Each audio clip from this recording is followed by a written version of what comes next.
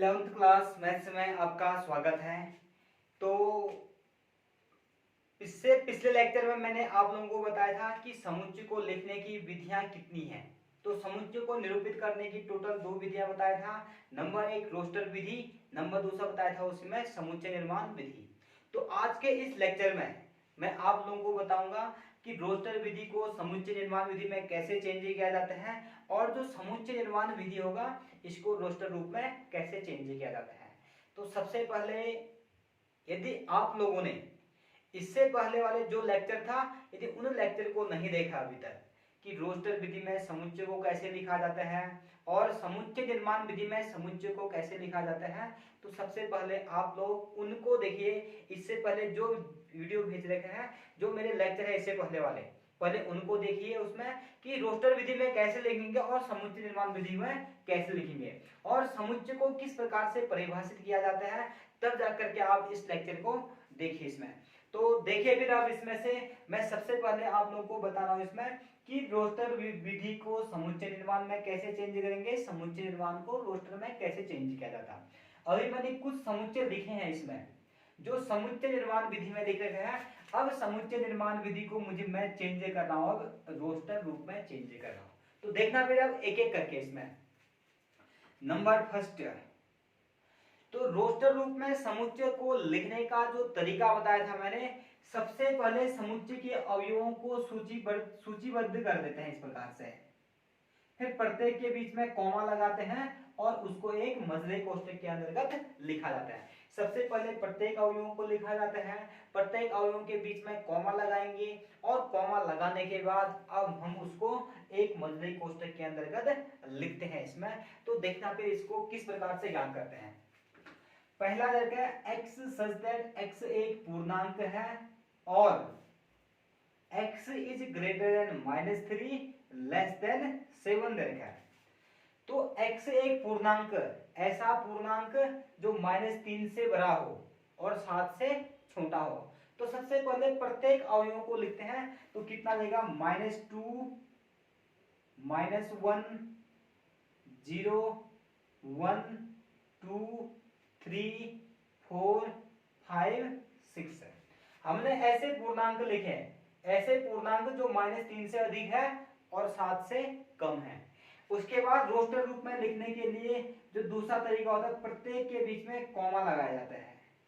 प्रत्येक के बीच में कॉमा लगाने के बाद इन सब के सब को लिख देते हैं हम एक मजले कोष्ठक के अंतर्गत लिखा। तो सभी को उसके बाद लिख देते हैं मजले कोष्ठक के अंतर्गत लिखा। तो ये हो गया पहले जो समुच्चय निर्माण रूप में दिया था, समुच्चय निर्माण को अब हमने लिख दिया है रोस्टर रूप में। अब देखना इसका दूसरा प्रश्न। दूसरा प्रश्न a इक्वल टू, देखना फिर x सच दैट x संख्या 6 से कम एक प्राकृत संख्या है। 6 से कम एक प्राकृत संख्या दर्ज है।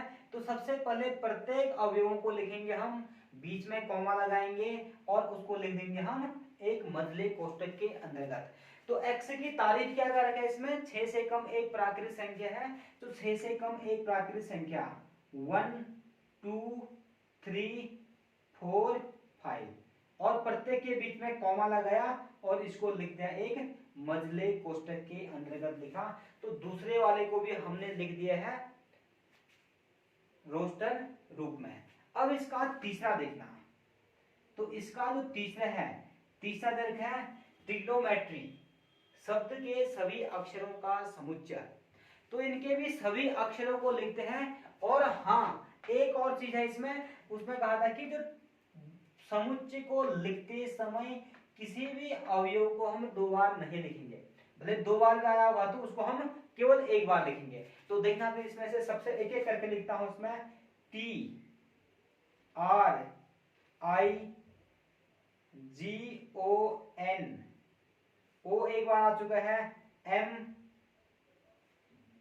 E T आ चुका है, R आ चुका है और T आ चुका है। तो पहले इन सभी अवयवों को लिखा, प्रत्येक के बीच में कॉमा लगाया और प्रत्येक के बीच में कॉमा लगाने के बाद इन सभी को लिख दिया हमने एक मजले कोष्टक के रूप में। तो इसी प्रकार से इसका जो लास्ट प्रश्न दे रखा है, ये दे रखा है लास्ट प्रश्न में कितना लिखा है, BETTER, बेटर दे रखा है इसमें शब्द के सभी अक्षरों को। तो प्रत्येक को लिखते हैं, पहले लिखा B, उसके बाद E, फिर T, टी को एक ही बार लिखा, ई को पहले लिख दिया आर।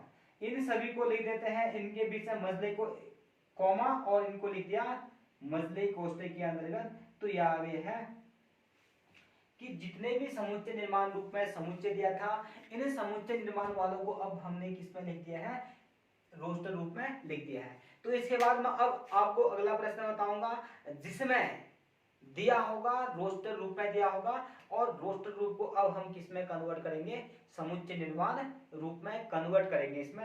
तो देखना पे रोस्टर रूप को अब हम समुच्चय निर्माण रूप में कैसे चेंज करते हैं। आप लोग सबसे पहले अभी तक जितना भी मैंने इसको बता रखा है इसका एक स्क्रीनशॉट लीजिए, तब जाकर के मैं दूसरा प्रश्न को बताता हूँ।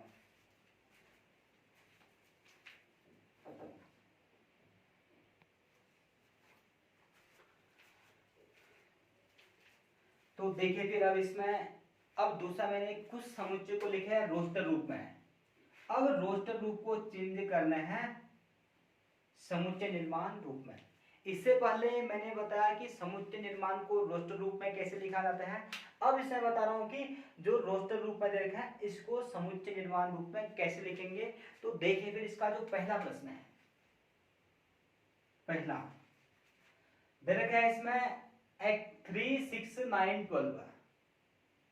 तो रोस्टर रूप में लिखने के लिए कहा सबसे पहले सभी संख्याओं को एक स्वेच्छ चर राशि x से प्रदर्शित करते हैं।